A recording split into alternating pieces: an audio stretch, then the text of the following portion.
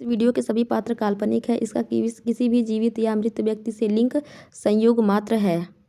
Hello दोस्तों, तो आज इस वीडियो में हम बात करेंगे कन्यादान वाली बेटी के बारे में।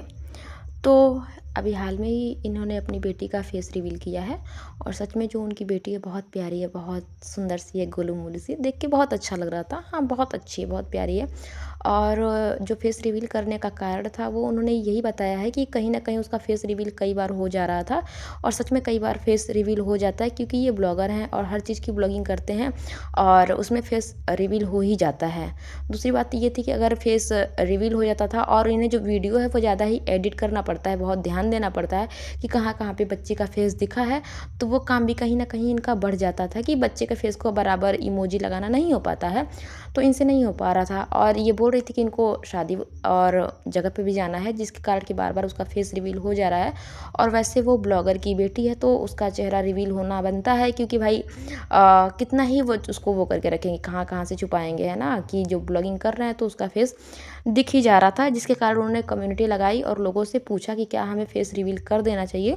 तो ज़्यादातर लोगों ने बोला कि हाँ, फेस रिवील कर दीजिए, कोई ऐसी बात नहीं है भाई, यहाँ पे हर कोई अपना किसी न किसी पर्पज़ से जुड़ा हुआ है सोशल मीडिया से, है ना। अगर कोई ब्लॉगर नहीं है तो भी अपना अपने प्राइवेट चीज़ मतलब वैसे ही डालता है, अपनी खुशी के लिए डालता है। कुछ लोग ऐसे भी रील्स शॉर्ट्स बनाते रहते हैं, ज़रूरी नहीं है कि एक अर्निंग सोर्स है। लोगों का अपना इंटरेस्ट भी होता है कि हाँ, हमें वीडियो बनानी है, चाहे जो भी चीज़ें हैं। और खैर ये तो लोग अर्निंग भी करते हैं इससे, तो अच्छी बात है, इसमें कोई बहुत बड़ी बात नहीं। और बड़े बड़े लोग भी फेस रिवील करते हैं, बच्चों का जो चीज़ें होती हैं वो वाईटी पे ले के रखते हैं। वहाँ पे बहुत सारे पॉजिटिव कमेंट थे, लोग बहुत पसंद कर रहे थे और जाहिर सी बात है भाई कि पसंद करेंगे ही करेंगे, क्योंकि भाई बच्ची है, बच्ची भगवान का रूप होते हैं और उनको कोई कुछ नहीं बोलता है। और उसने किया ही क्या है ना, उन्होंने फेस रिवील किया, पॉजिटिव ब्लॉग था तो कोई क्या बोलेगा। अगर वहीं कहीं कुछ गलतियाँ होती तो उसमें लोग बोलते हैं, अब फेस रिवील हो रहा है उसमें कोई क्या ही बोल सकता है।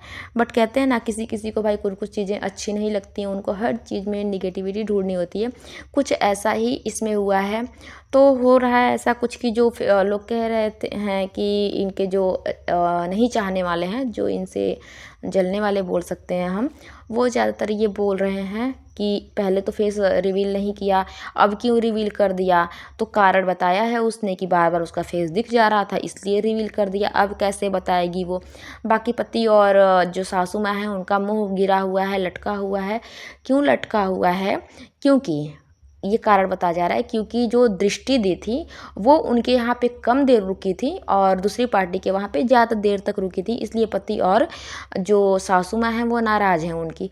तो ये मतलब ये क्या मतलब इसमें कहाँ लॉजिक है? मुझे कहीं नहीं दिख रहा कि वहाँ पे ज़्यादा देर तक रुकी, वहाँ कम देर तक रुकी। वहाँ ज़्यादा देर तक रुकती तो उनको बहुत ज़्यादा कुछ मिल जाता, यहाँ आई तो इनको बहुत ज़्यादा कुछ मिल गया।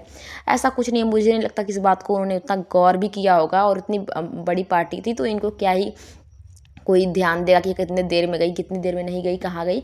और वो लोग वैसे नहीं, अगर उनको इतना होता ना तो वो बहुत सारे यूट्यूबर उनको उनके अगर वो बुलाए होते तो आ भी जाते। ऐसी कोई बात नहीं है ना। उन्होंने किसी को उतना वो नहीं दिया। ये कॉल वॉल करती रहती हैं। इन्होंने सारे जगह से अपना रिश्ता बढ़िया बनाया हुआ है और इनको आता है हर जगह से रिश्ते निभाने, चाहे जैसे भी इनका अपना तरीका है कि हर कोई किसी से रिश्ते बराबर का बना के चलती हैं। इसी कारण से कॉल करती हैं उनके पास और बराबर उनके बारे में वीडियो भी बना देती है कि वो मेरे बेटे की उम्र की है तो जाहिर सी बात है मेरी बेटी जैसी है, मेरा बेटा मेरे बेटे से साल या 2 साल की ही बड़ी होगी, ऐसे करके बोलती रहती हैं।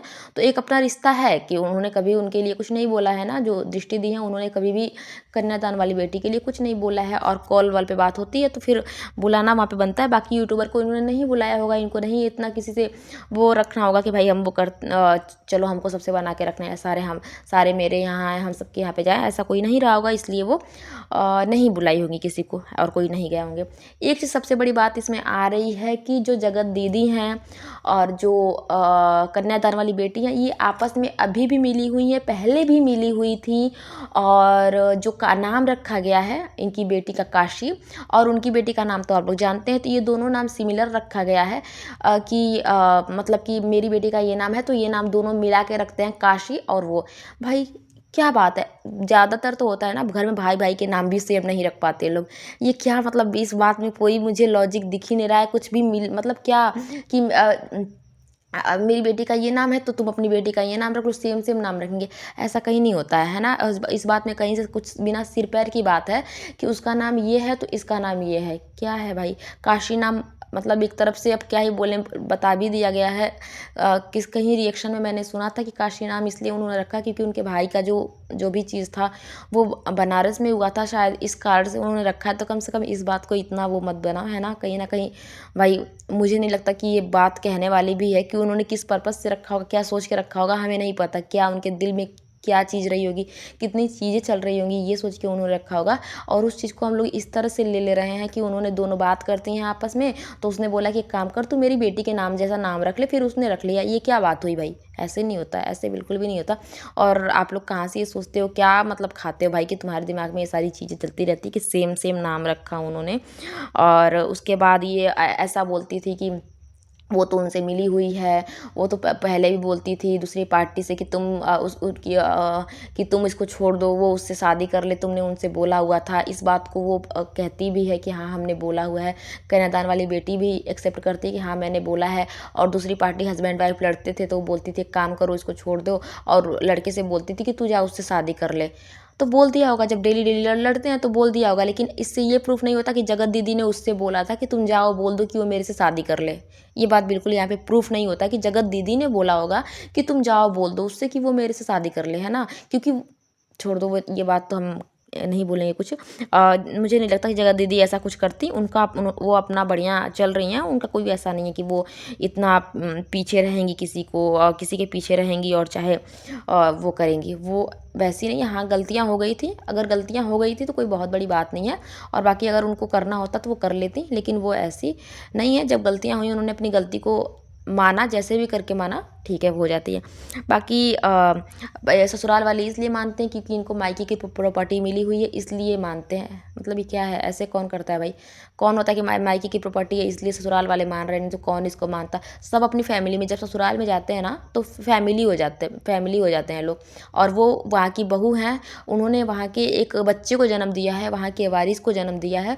तो जाहिर सी बात है भाई कि अब इससे बड़ा क्या चीज़ हो सकता है। और दूसरी बात ये कि लव मैरिज है, शायद आपको पता भी होगा कि दोनों लव मैरिज करके आए हैं। तो इससे बड़ा क्या हो सकता है कि प्रॉपर्टी के लिए किया, ये किया, वो किया, कोई बात ही नहीं है ना। प्यार हुआ, प्यार करके शादी किया है लड़के ने, तो फिर प्रॉपर्टी का लालच कहाँ से आ गया। और वो लोग इतने सक्षम हैं, उन्हें किसी मतलब इतनी ज़रूरत नहीं है। अगर है तो कोई फेंकता भी नहीं है किसी चीज़ को, बट मुझे नहीं लगता कि उनको इतनी ज़्यादा नीड होगी किसी चीज़ की, है ना।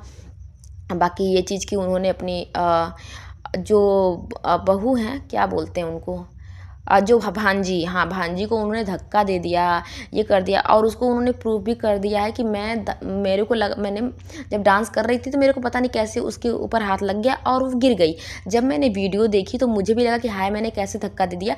बट दूसरी वीडियो में आया है कि मैं उसको धक्का नहीं दे रही, हाथ लग गया जाके वहाँ पे, और फिर मैं उसके साथ डांस भी कर रही हूँ, है ना। फिर कह रही कि वो शूट नहीं हो पाया क्योंकि वो साइड में थी, लेकिन वो गिरने के बाद वो उठी और मैं उसके साथ डांस भी कर रही हूँ। और मैं मैं उसको डांस मतलब कर रही थी, वो मेरे को देख देख के ही वो बच्ची डांस कर रही थी। हाँ डांस करते करते वो मेरे से गिर गई और फिर वो उठी, फिर हम दोनों साथ में डांस करने लगे, है ना। लेकिन मैंने उसको धक्का नहीं दिया था, मैं जान के धक्का दे भी नहीं सकती हूँ। और वो अपनी गलती भी मान रही थी कि अगर मैं ये वीडियो नहीं होती तो मैं भी हमेशा अपनी ही गलती मानती। और जो मेरी ननद है वो भी सोचती कि शायद मैंने धक्का दिया है, जब मैं खुद मानने के लिए रेडी हूँ कि मैं धक्का, मेरे को लग रहा है कि हाँ मैंने धक्का दे दिया। अब किस बात पे दिया मुझे याद नहीं था, लेकिन दूसरी ही वीडियो में आया है कि 2 एंगल से जब शूट हुआ है तो दूसरी ओर से ये आया है कि इन्होंने वहाँ पे धक्का नहीं दिया है। तो आई होप कि आपको आपकी सारी बातें क्लियर हो गई होंगी यहाँ पे।